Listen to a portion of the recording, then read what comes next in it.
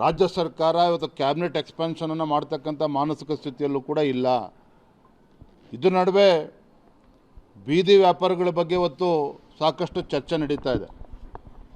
ರಾಜ್ಯ ಸರ್ಕಾರ ಮಾನ್ಯ ಮುಖ್ಯಮಂತ್ರಿಗಳ ಈ ತೀರ್ಮಾನವನ್ನು ನಾವು ಸ್ವಾಗತ ಮಾಡ್ತೇವೆ. ಆದರೆ ಇವತ್ತು ಬೀದಿ ವ್ಯಾಪಾರಿಗಳು ಆರ್ಥಿಕ ಶಕ್ತಿಯನ್ನು ತುಂಬೋದ್ರಲ್ಲಿ ಅವ್ರದ್ದು ಕೂಡ ಬಹಳ ದೊಡ್ಡ ಪಾತ್ರ ಇದೆ. ಮತ್ತು ಅವರು ಕೂಡ ಬೀದಿ ವ್ಯಾಪಾರಿಗಳು ಅಂತ ಹೇಳಿದ್ರೆ ಭಾಳ ಬಡ ಕುಟುಂಬದಿಂದ ಬಂದಿರತಕ್ಕಂಥವ್ರು.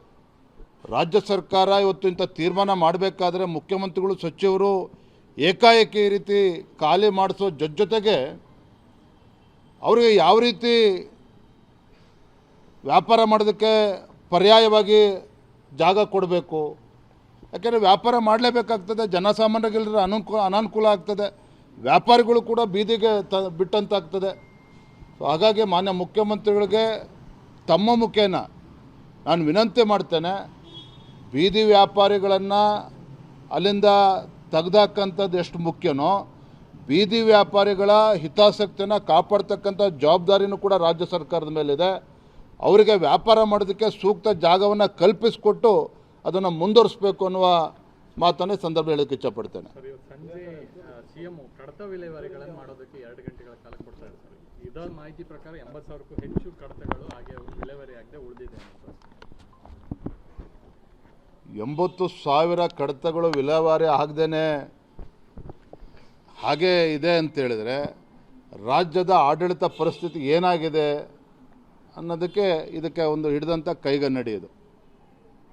ಮುಖ್ಯಮಂತ್ರಿಗಳು ಉತ್ಸಾಹದಿಂದ ಅಲ್ಲಿ ಇಲ್ಲಿ ಓಡಾಡ್ತಾ ಇದ್ದಾರೆ, ಬಹಳ ಹೇಳಿಕೆಗಳನ್ನು ಕೊಡ್ತಾ ಇದ್ದಾರೆ, 1 ತಿಂಗಳು ಪೂರೈಸಿದ್ದೇನೆ ಅಂತೇಳಿ ಜಾಹೀರಾತುಗಳನ್ನು ಕೂಡ ನೀಡ್ತಾ ಇದ್ದಾರೆ.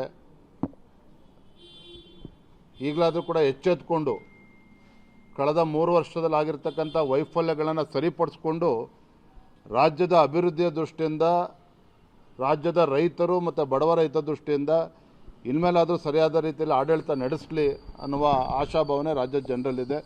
ಕಾದು ನೋಡೋಣ ಎಲ್ಲವೂ ಕೂಡ. ರಾಜ್ಯ ಸರ್ಕಾರ ಇವತ್ತು ಕ್ಯಾಬಿನೆಟ್ ಎಕ್ಸ್ಪಾನ್ಷನನ್ನು ಮಾಡ್ತಕ್ಕಂಥ ಮಾನಸಿಕ ಸ್ಥಿತಿಯಲ್ಲೂ ಕೂಡ ಇಲ್ಲ.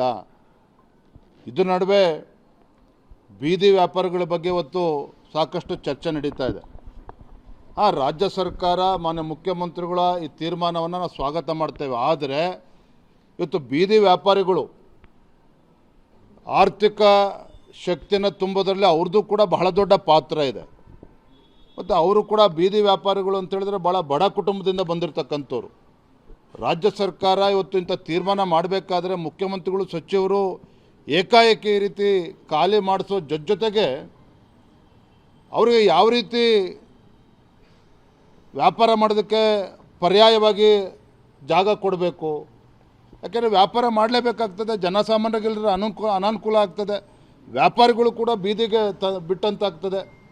ಸೊ ಹಾಗಾಗಿ ಮಾನ್ಯ ಮುಖ್ಯಮಂತ್ರಿಗಳಿಗೆ ತಮ್ಮ ಮುಖೇನ ನಾನು ವಿನಂತಿ ಮಾಡ್ತೇನೆ, ಬೀದಿ ವ್ಯಾಪಾರಿಗಳನ್ನು ಅಲ್ಲಿಂದ ತೆಗೆದಾಕಂಥದ್ದು ಎಷ್ಟು ಮುಖ್ಯನೋ ಬೀದಿ ವ್ಯಾಪಾರಿಗಳ ಹಿತಾಸಕ್ತಿಯನ್ನು ಕಾಪಾಡ್ತಕ್ಕಂಥ ಜವಾಬ್ದಾರಿನೂ ಕೂಡ ರಾಜ್ಯ ಸರ್ಕಾರದ ಮೇಲಿದೆ.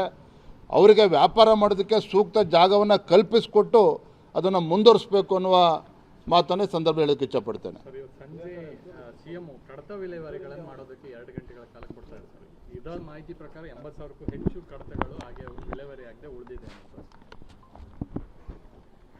80,000 ಕಡತಗಳು ವಿಲೇವಾರಿ ಆಗದೇನೆ ಹಾಗೇ ಇದೆ ಅಂತೇಳಿದರೆ ರಾಜ್ಯದ ಆಡಳಿತ ಪರಿಸ್ಥಿತಿ ಏನಾಗಿದೆ ಅನ್ನೋದಕ್ಕೆ ಇದಕ್ಕೆ ಒಂದು ಹಿಡಿದಂಥ ಕೈಗನ್ನಡಿ ಇದು. ಮುಖ್ಯಮಂತ್ರಿಗಳು ಉತ್ಸಾಹದಿಂದ ಅಲ್ಲಿ ಇಲ್ಲಿ ಓಡಾಡ್ತಾ ಇದ್ದಾರೆ, ಬಹಳ ಹೇಳಿಕೆಗಳನ್ನು ಕೊಡ್ತಾ ಇದ್ದಾರೆ, 1 ತಿಂಗಳು ಪೂರೈಸಿದ್ದೇನೆ ಅಂತೇಳಿ ಜಾಹೀರಾತುಗಳನ್ನು ಕೂಡ ನೀಡ್ತಾ ಇದ್ದಾರೆ. ಈಗಲಾದರೂ ಕೂಡ ಎಚ್ಚೆತ್ತುಕೊಂಡು ಕಳೆದ 3 ವರ್ಷದಲ್ಲಿ ಆಗಿರ್ತಕ್ಕಂಥ ವೈಫಲ್ಯಗಳನ್ನು ಸರಿಪಡಿಸ್ಕೊಂಡು ರಾಜ್ಯದ ಅಭಿವೃದ್ಧಿಯ ದೃಷ್ಟಿಯಿಂದ, ರಾಜ್ಯದ ರೈತರು ಮತ್ತು ಬಡವರ ಹಿತದೃಷ್ಟಿಯಿಂದ ಇನ್ಮೇಲಾದರೂ ಸರಿಯಾದ ರೀತಿಯಲ್ಲಿ ಆಡಳಿತ ನಡೆಸಲಿ ಅನ್ನುವ ಆಶಾಭಾವನೆ ರಾಜ್ಯದ ಜನರಲ್ಲಿದೆ. ಕಾದು ನೋಡೋಣ ಎಲ್ಲವೂ ಕೂಡ.